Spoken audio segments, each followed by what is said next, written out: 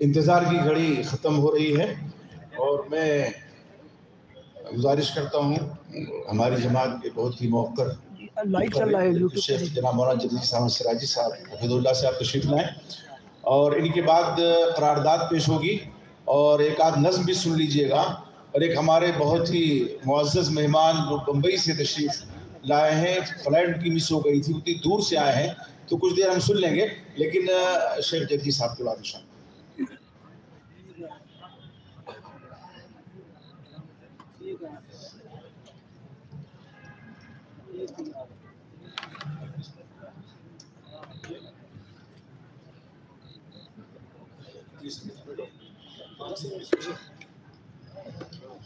السلام علیکم ورحمۃ اللہ وبرکاتہ۔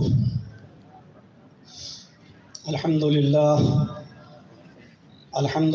نحمدہ ونستعینہ ونستغفرہ ونعوذ باللہ من شرور انفسنا ومن سیئات اعمالنا، من یہدہ اللہ فلا مضل لہ ومن یضلل فلا ہادی لہ، وأشهد أن لا إله إلا الله وحده لا شريك له، وأشهد أن محمدًا عبده ورسوله، أما بعد فإن خير الحديث كتاب الله، وخير الهدي هدي محمد صلى الله عليه وسلم، وشر الأمور محدثاتها، وكل محدثة بدعة، وكل بدعة ضلالة، وكل ضلالة في النار۔ اعوذ باللہ من الشیطان الرجیم، بسم اللہ الرحمن الرحیم۔ یا ایہا الناس انا خلقناکم من ذکر و انثی وجعلناکم شعوبا وقبائل لتعارفوا ان اکرمکم عند اللہ یتقاکم۔ رب اشرح لی صدری ویسر لی امری واحلل عقدۃ من لسانی یفقہوا قولی۔ اس عظیم الشان کانفرنس کے عظیم صدر فضیلت الشیخ اصغر علی امام مہدی حفظہ اللہ، امیر مرکزی جمعیت اہل حدیث ہند، جن کی زیر نگرانی جمعیت نے الحمدللہ بہت ترقی کی ہے، کبھی بالکل بند ہو چکی تھی، رسالے تک بند ہو چکے تھے، ترجمان تک بند ہو چکا تھا، بلڈنگیں بہت خستہ حال تھیں، الحمدللہ اب کروڑ روپے کا کام بھی ہو رہا ہے۔ ابھی ہم لوگ عاملہ کی میٹنگ میں گئے تو وہاں یہ چرچا چلا تھا کہ اس بلڈنگ کو تعمیر کرنے کے لیے بجٹ کا انتظام کیسے کیا جائے، اور پھر سب کے اوپر ذمہ داری سونپی گئی۔ اللہ رب العالمین ہماری جمعیت و جماعت کو حاسدین کے حسد سے محفوظ فرمائے۔ مرکزی جمعیت اہل حدیث امیر محترم کے بعد مشرقی یو پی کے امیر محترم جناب حافظ عتیق الرحمن صاحب اور ناظم فضیلت الشیخ شہاب الدین مدنی حفظہ اللہ، میں جب لکھنؤ میں آیا تو مجھے پتہ چلا کہ ایک دور تھا کہ لکھنؤ کے اندر جمعیت و جماعت کو کوئی پہچاننے والا نہیں تھا، اور جب میں نے 4-5 سال پہلے جب یہاں ہم نے اپنا قدم رکھے تب مجھے بتایا گیا کہ الحمدللہ اب مشرقی جمعیت اور ضلعی جمعیت کی قد و کاوش سے اتنا کام ہوا ہے کہ آج الحمدللہ 22 مسجدیں ہیں اطراف کے اندر اور لکھنؤ کے اندر جمعیت کی، اور تقریباً 1-2 مسجدوں کو چھوڑ کر میں ساری مسجدوں میں جمعے کے خطبے بھی دے چکا ہوں۔ اللہ رب العالمین ہماری جمعیت و جماعت کو اور مستحکم فرمائے۔ اتنی دور سے سفر کر کے آئے ناگپور کی سرزمین سے ہمارے خازن صاحب وکیل پرویز صاحب، جنہوں نے ہمیشہ مجھے اپنے بیٹے کی طرح سمجھا، اور 20 پروگرام انہوں نے ناگپور کی سرزمین پہ ہمارے کروائے۔ عمر کے 90 سال بھی پورے کر چکے ہیں وہ، تقریباً 90 سال سے اوپر، لیکن اس وقت بھی جمعیت اور جماعت کی میٹنگوں میں اور جلسوں میں ابھی بھی وہ شریک ہوتے ہیں، بہت سی بیماریوں میں محفوظ ہیں۔ اللہ رب العالمین ان کو شفائے کاملہ اور عاجلہ عطا فرمائے۔ میں یقیناً یہ سمجھ رہا تھا کہ آج مجھے بہت جلدی ٹائم مل جائے گا، اور پرسوں یا نرسوں میں بہار میں تھا تو مجھے عتیق الرحمن صاحب نے فون کیا اور مجھے یہ بتایا کہ آپ کا ٹائم مغرب کے بعد ہے، تو میں مغرب کے بعد اپنے حساب سے گاڑی واڑی منگایا اور فوراً بیٹھا، اور تب سے میں بیٹھا ہوا ہوں. لیکن مجھے شہاب الدین مدنی صاحب نے یہاں بتایا نہیں، آپ کا بالکل لاسٹ میں ٹائم ہے، مسک الختام ہیں آپ. میں یہ سوچ رہا تھا کہ اب تو میں لوکل ہوں، لکھنؤ ہی کا ایک باشندہ ہو گیا ہوں، تو اب گھر کی مرغی دال برابر مجھے پہلے ہی نپٹا دیا جائے گا اور میں معاملے کو نپٹا کے جلدی سے نکل جاؤں گا. لیکن اس وقت بھی مجھے لاسٹ ہی میں ٹائم ملا. بہرحال میں ممنون ہوں، مشکور ہوں. اللہ رب العالمین سے دعا کرتا ہوں کہ بار الہ اس پروگرام کو جس مقصد کے تحت رکھا گیا اس مقصد میں ہمیں پوری کامیابی عطا فرما.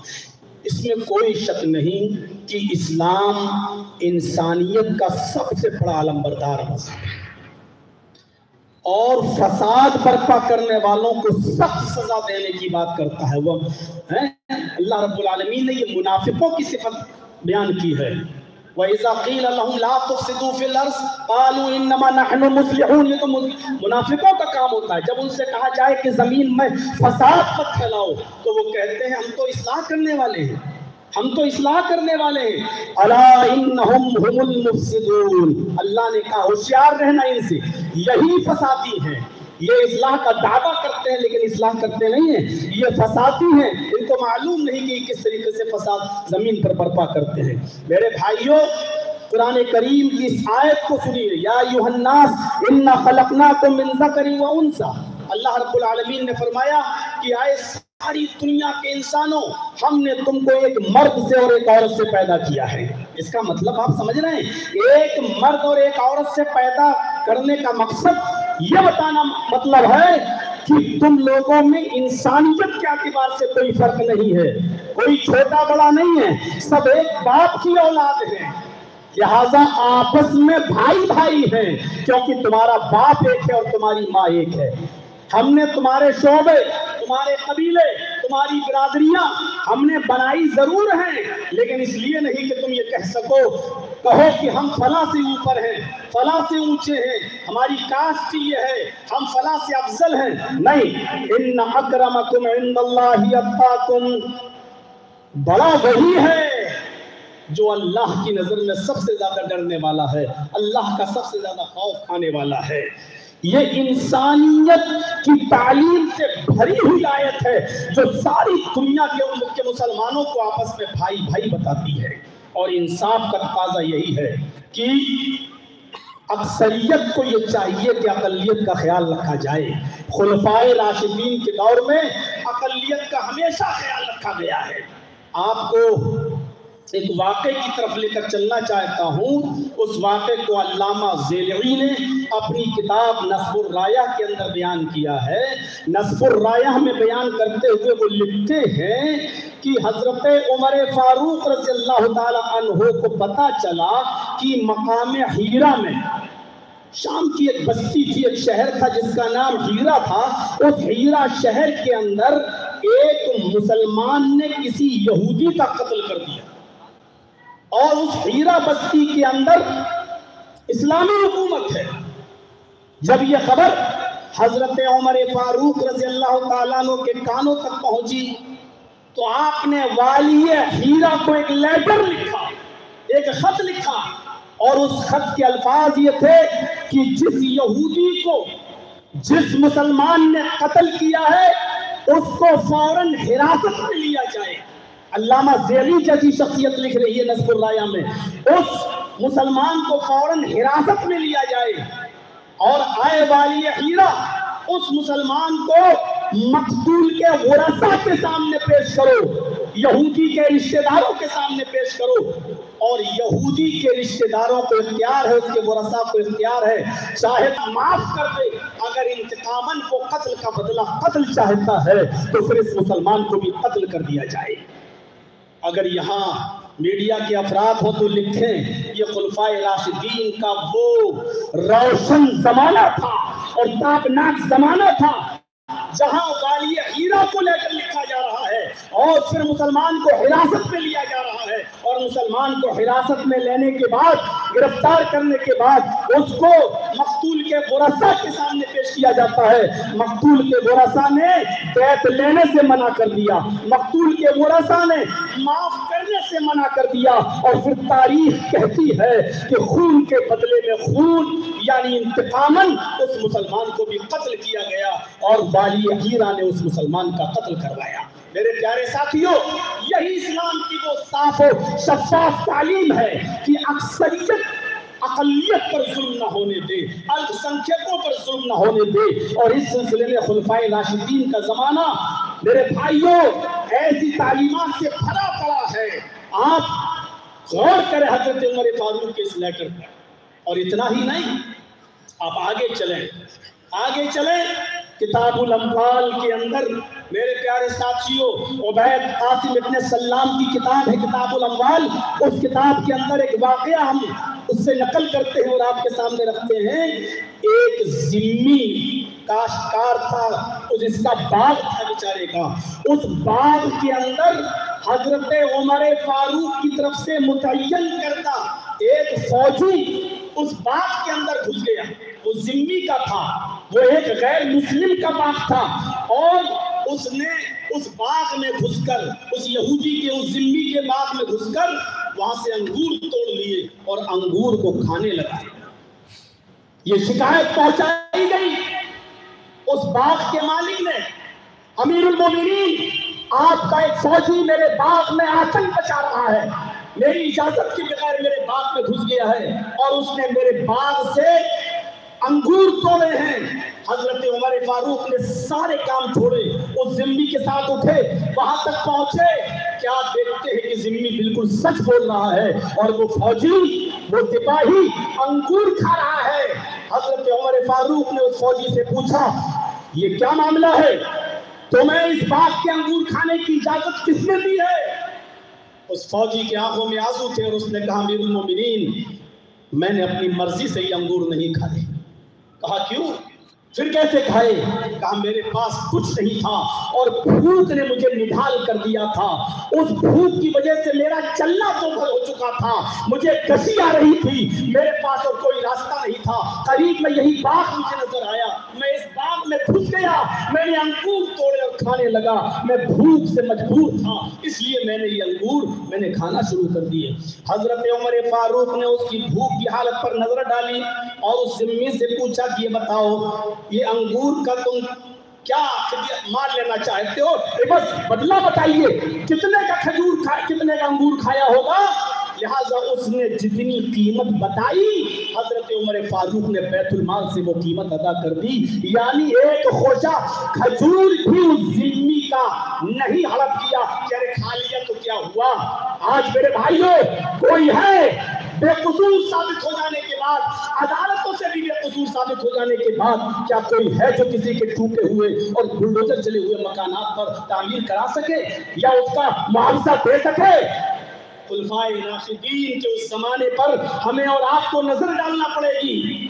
کتاب الخراج کے اندر ایک واقعہ نقل کیا جاتا ہے کہ کچھ ذمی کاشتکاروں نے شکایت کی, اے امیر المومنین آپ کے سپاہی ہمارے راستے سے نکلے, ہمارے علاقے سے نکلے, ہماری بستی سے گئے, لیکن انہوں نے ہمارے کھیتوں سے راستہ بنایا اور ہمارے کھیتوں کو انہوں نے روک ڈالا, ہماری فصل کو انہوں نے برباد کر دیا.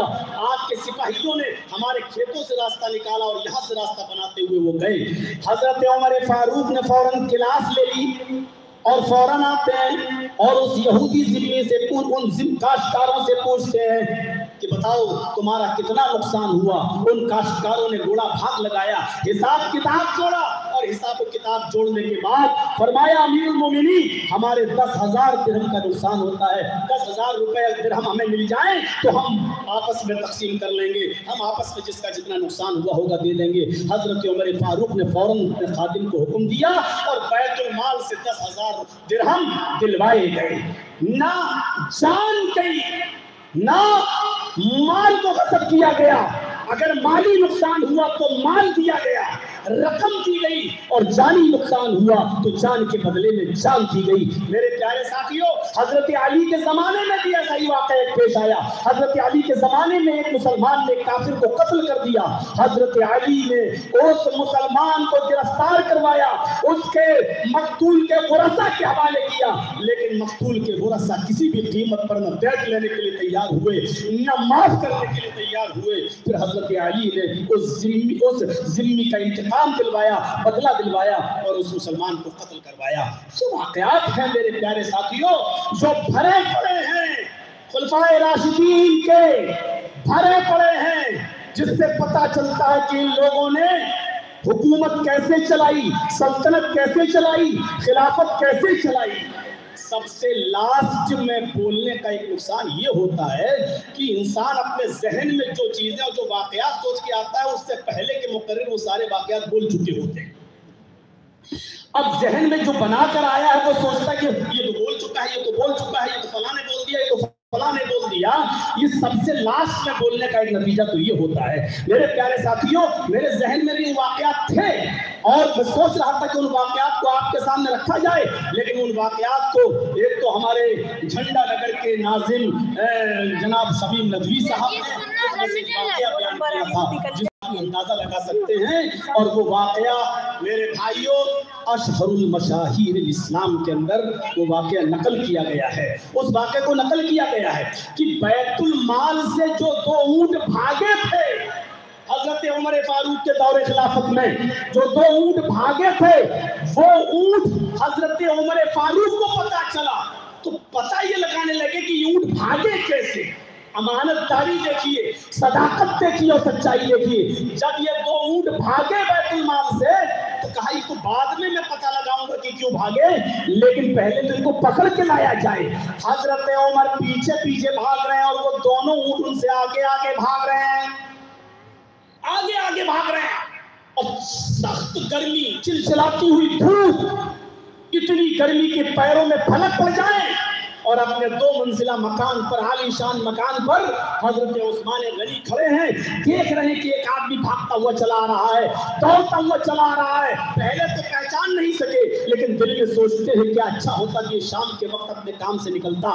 لیکن جب حضرت عمر قریب آئے تو کہا کہ یہ تو امیر المومنین ہے, آواز دی امیر المومنین ادھر آئیے.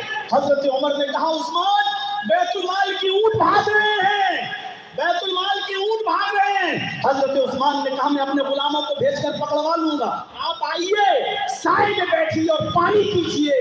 حضرت عمر فاروق کے الفاظ یہ تھے عثمان تیرا پانی تجھے مبارک ہو, عثمان تیرا سایہ تجھے مبارک ہو, امیر المومنین مجھے بنایا گیا ہے, ان اونٹوں کی حفاظت کی ذمہ داری میری ہے. اگر ایک اونٹ بھی غائب ہو گیا تو کل قیامت کے دن ہم کیا جواب دیں گے. جو لوگ ہمارے ہندوستان کی محنت اور گاڑی کمائی جو لے کر انگلینڈ میں اور برطانیہ میں بھاگے پھر رہے ہیں, ان کی ذمہ داری کوئی لے گا؟ اور کون ہے؟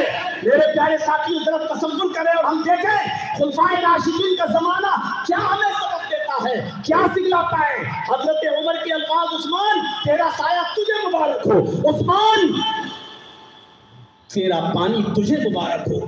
پھر ان اونٹوں کو پکڑنے میں لگ گئے, ان اونٹوں کو پکڑتے پکڑتے پکڑتے پکڑتے کامیاب ہو جاتے پکڑنے میں, اور ان اونٹوں کو پکڑ کر بیت المال میں لاتے ہیں. بیت المال میں لائے اور جمع کر دیا. اب ابن الجوزی نے سیرت عمر کے اندر لکھا ہے کہ اب پتہ لگایا جا رہا ہے کہ آخر کیا وجہ تھی, وجہ کیا تھی, یہ اونٹ بھاگے کیوں, یہ اونٹ گئے کیوں. تو وجہ یہ پتا چلی کہ امیر المومنین یہ اونٹ بیٹھ نہیں پا رہے تھے, ان کو تکلیف تھی. تکلیف کیا تھی؟ ابن الجوزی نے لکھا ہے سیرت عمر کے اندر کہ ان اونٹوں کے دبر میں ان کے لیٹرین کے راستے میں زخم ہو چکے تھے, ان زخموں کی تاب وہ اونٹ نہیں لا پا رہے تھے, ان اونٹوں کی زخموں کی تاب نہیں لا پا رہے تھے وہ اونٹ, جس کی وجہ سے رسی توڑا کے بھاگ گئے. حضرت عمر فاروق نے جب دم اٹھا کر دیکھا ان اونٹوں کی دم کو تو پتا چلا کہ ان اونٹوں کی دبر میں ان کے لیٹرین کے راستے میں زخم ہے اور جن سے میل و کچیل و گندگی نکل رہی تھی. تب حضرت عمر نے مشورہ کیا, خود جنگل گئے, सीरत उमर में इब्नुल जौज़ी लिखते हैं कि हजरत उमर जंगल में गए और जंगल में जाने के बाद जड़ी बूटी ढूंढी और जड़ी बूटी तोड़ कर लाए, उसको पीसा। इब्नुल जौज़ी कहते हैं हजरत उमर फारूक ने अपने हाथ से उन ऊंटों के दुबुर को साफ किया, उनकी लैट्रिन की जगह को साफ किया और फिर उसके अंदर मरहम लगाया और उसके अंदर वो जड़ी बूटियां जो पीसी थी वो इलाज किया और फरमाया कि अगर आज उमर फारूक के जमाने में मेरे दौरे खिलाफत में अगर एक ऊंट को भी तकलीफ हुई तो मैं क़यामत के दिन अपने रब को क्या जवाब दूंगा। मेरे प्यारे साथियों, इस वाक़े की रोशनी में मैं आपको ये बताना चाहता हूँ कि जो ऊंटों को गायब न होने देता हो, जिनकी हिफाजत के लिए चिलचिलाती हुई धूप में निकलता हो, वो शख्स इंसानियत की हिफाजत के लिए क्या करता होगा। इंसानियत की हिफाजत के लिए उसने कौन से कर्म नहीं किए होंगे, कौन से जतन नहीं किए होंगे, जिसने ऊंटों को गायब न होने दिया हो, बल्कि ऊंटों के लैट्रिन के रास्ते में मरहम वो लगाते हो, पट्टी वो बांधते हो, इलाज वो कर रहे हो, जड़ी बूटी तोड़ के वो ला रहे हो। यहाँ से हमें और आपको अंदाजा लगाना चाहिए मेरे प्यारे साथियों, शेख अब्दुल हसीब मदनी ने वाक़या बयान किया था कि बूढ़े वाला वो यहूदी बूढ़ा था, बूढ़ा यहूदी और भीख मांग रहा है, कमजोर हो चुका है। हजरत उमर की नजर पड़ी, उससे पूछा यहूदी हो जी, इस बुढ़ापे में तुम भीख क्यों मांग रहे हो। उसने जो जवाब दिया उससे उमर कांप गए। कहा अमीरुल मोमिनीन जिजिया देना पड़ता है, टैक्स देना पड़ता है और फिर हमें घर का कुछ खर्चा भी है, मैं क्या करूं। हजरत उमर फारूक ने उस बूढ़े यहूदी से कहा उठो, अपने घर ले गए और बैतुल माल से उस बूढ़े का ताउन करवाया, उस बूढ़े को कुछ दिलवाया, उसकी मदद की और ऐलान करवाया सबके सामने कि आज के बाद इस बूढ़े का जिजिया माफ किया जा रहा है। जब ये जवान था तो हम इससे टैक्स वसूल करते थे, जिजिया लेते थे, लेकिन अब ये बूढ़ा हो चुका है तो अब हमारी जिम्मेदारी बनती है कि इसको हम कुछ दें, इसके ऊपर हम नजर रखें और इसका ख्याल रखें। मेरे भाइयों, अंदाजा लगा सकते हैं आप, एक शख्स का ख्याल रखा जाता था, ये नहीं देखा जाता था कि वो किस मजहब का है, किस मसलक का है। और वो वाक़या तो मशहूर है, हजरत उमर फारूक जब मुल्के मिस्र गए और लोगों से पूछा कि तुम्हारा अमीर अमर इब्न आस ठीक तो है, सबने कहा बहुत अच्छा अमीर है। एक 12 साल का बच्चा उठता है, 12 साल का बच्चा, वो यहूदी बच्चा था और कहता है कि अमीरुल मोमिनीन अमर इब्न आस में कोई बुराई तो नहीं है, लेकिन मुझे बदला चाहिए और बदला ये चाहिए कि अमर इब्न आस के बेटे ने मेरे कोड़ा मारा। घुड़सवारी हो रही थी, तुम आगे निकलते या मैं आगे निकलता, मैं इनके लड़के के साथ दौड़ रहा था, अमर इब्न आस का लड़का पीछे रह गया, मैं आगे निकल गया।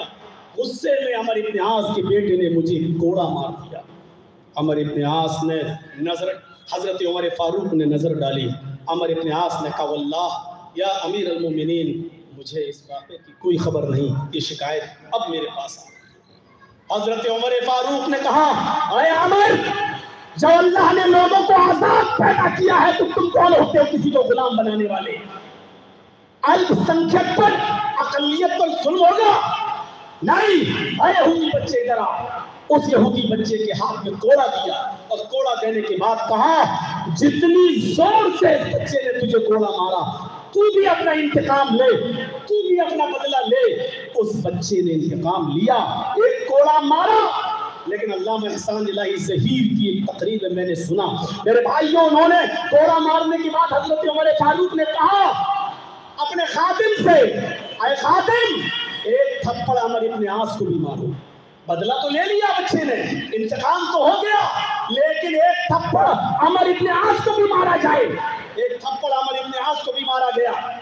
अमर इब्न आस ने बाद में पूछा अमीरुल मोमिनीन मेरी गलती क्या थी? कहा तेरी गलती ये थी आए अमर कि तूने अपने बच्चे को सही तरबियत नहीं दी थी, तूने अपने बच्चे को सही तालीम नहीं दी थी। अगर सच्ची तालीम दी होती और सही तरबियत दी होती तो तेरा बच्चा इस फाहमो गुमान में नहीं होता कि मेरा बाप तो गवर्नर है मुल्क मिस्र का, इसलिए मुझे कोई सजा नहीं देगा। ये घमंड, ये तकब्बुर तेरे बेटे के दिल में तेरे रोब और दबदबे की वजह से, तेरे चाहो हस्मत की वजह से आया है।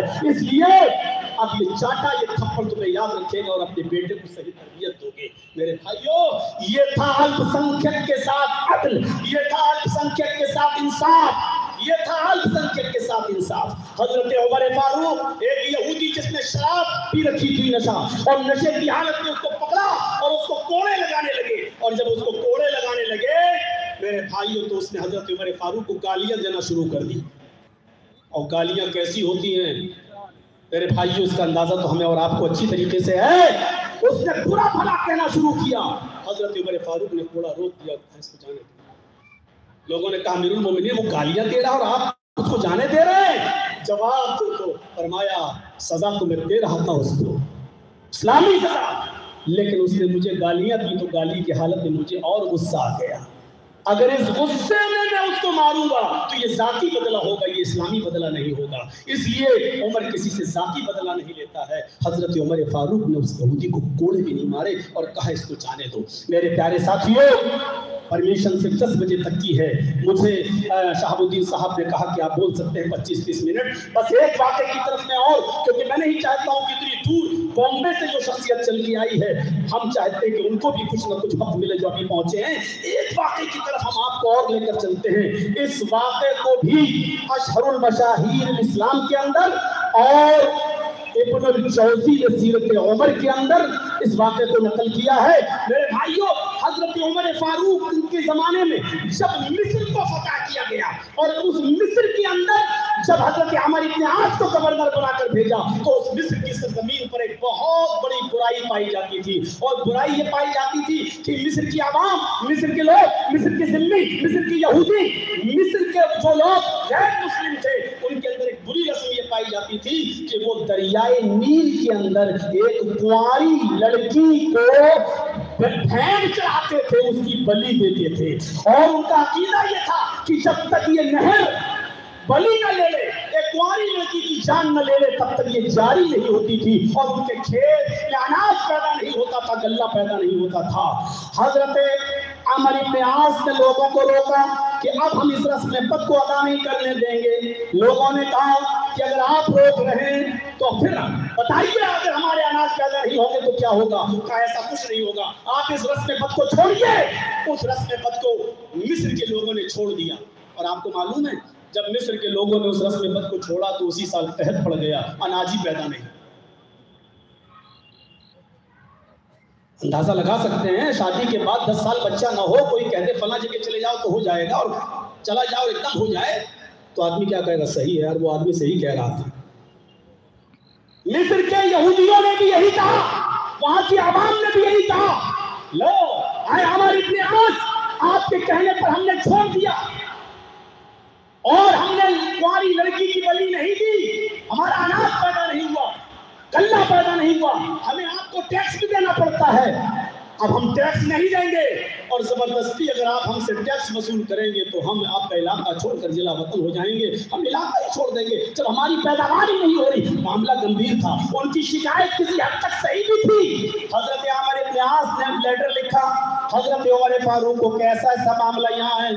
हजरत उमर फारूक ने कहा कि लड़की की जान तो नहीं जाने देंगे, लेकिन मामला सख्त है, तहफ़्फ़ुज़ इंसानियत देखिए। मर रही थी, मर यहूदी की तो लड़की है, गैरों की तो लड़की, हमें क्या मतलब? नहीं, हम ये रस्म पद नहीं होने देंगे। हजरत उमर फारूक ने लेटर लिखा उस दरियाए नील के नाम, और उस लेटर को भिजवाया।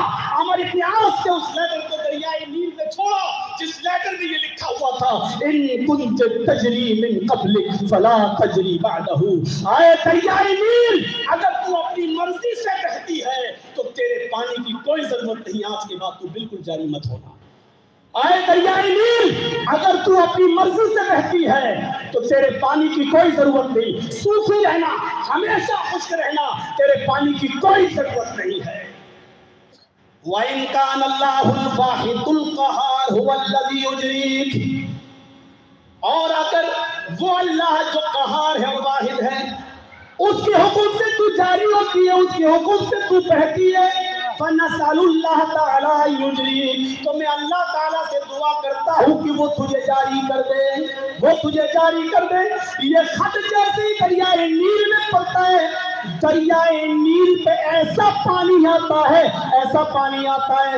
ابن الجوزی نے سیرت عمر کے اندر اور اشہر المشاہیر الاسلام کے مصنف نے اپنی کتاب کے اندر نقل کیا ہے کہ ضرورت سے زیادہ پانی آ گیا اور پانی اپنے لیول سے 16 گج اوپر پہنچ گیا، یعنی ابھی پانی نہیں تھا، اب پانی 16 گج اوپر پہنچ گیا۔ حضرت عمر فاروق اور عمرو بن عاص کو یہ دعا کرنا پڑی کہ اللہ ہم نے رحمت کی بارش مانگی تھی، زحمت کی نہیں، اے اللہ تو رحمت کی بارش فرما اور اس کو زحمت نہ بنا۔ میرے بھائیوں، حضرت عمر کو یہ تو گوارا تھا کہ کوئی جزیہ نہ دے، یہ تو گوارا تھا کہ لوگ چھوڑ کے چلے جائیں، لیکن یہ گوارا نہیں تھا کہ ایک معصوم اور کواری لڑکی کی بلی چڑھے۔ اس طریقے سے تحفظ انسانیت کا خیال رکھا جاتا تھا، اس طریقے سے انسانوں کا خیال رکھا جاتا تھا، ان کی جان اور مال کی حفاظت ہوا کرتی تھی۔ اور یہی زندگی ہے میرے پیارے ساتھیوں کہ ہم اقلیت کا خیال رکھیں اور اقلیت پر ظلم نہ ہونے دیں۔ اقلیت کی پوری ذمہ داری عائد ہوتی ہے میرے بھائیوں اس جگہ کے حاکم کی، اس جگہ کی سرکار کی، تو اقلیتوں پر ظلم نہیں ہونا چاہیے۔ میرے پیارے ساتھیوں، حضرت عمر بن عبدالعزیز کو بھی خلفائے راشدین میں شامل کیا جاتا ہے۔ ان کے واقعات میں اگر آپ پڑھیں گے تو ایسی امانت داری کہ ان کی بیوی دودھ بھی نہیں ہے، دودھ کا پیالہ بیت المال سے آیا تو چھین لیا، بیوی ہم دودھ نہیں پینے دیں گے، کہا پیٹ میں بچہ ہے، حمل ہے، پیٹ میں بچہ ہے، اگر دودھ نہیں ملے گا تو بچہ مر جائے گا، 4 دن سے بھوکی ہو۔ فرمایا عمر بن عبدالعزیز نے میری بیوی یہ سارے مسلمانوں کی امانت ہے، تم اس میں خیانت کر رہی ہو، اگر پیٹ کا بچہ مرتا ہے تو مر جائے، مجھے اس پیٹ کے بچے کا مر جانا گوارا ہے، لیکن مسلمانوں کے بیت المال میں امانت میں خیانت ہمیں گوارا نہیں ہے۔ اس طریقے سے مال کی حفاظت ہوا کرتی تھی۔ اللہ سے ہم دعا کرتے ہیں کہ الہ العالمین ہمیں تحفظ انسانیت کا خیال رکھنے کی توفیق عطا فرما، اور ہمارے حکمرانوں کو بھی اللہ الپ سنکھیت کا، اقلیت کا خیال رکھنے کی توفیق عطا فرما۔ الہ العالمین جب تک تو ہمیں زندہ رکھ، اسلام پہ زندہ رکھنا، جب خاتمہ ہو تو ایمان پر خاتمہ فرمانا۔ وما علینا الا البلاغ المبین، وآخر دعوانا الحمد للہ رب العالمین۔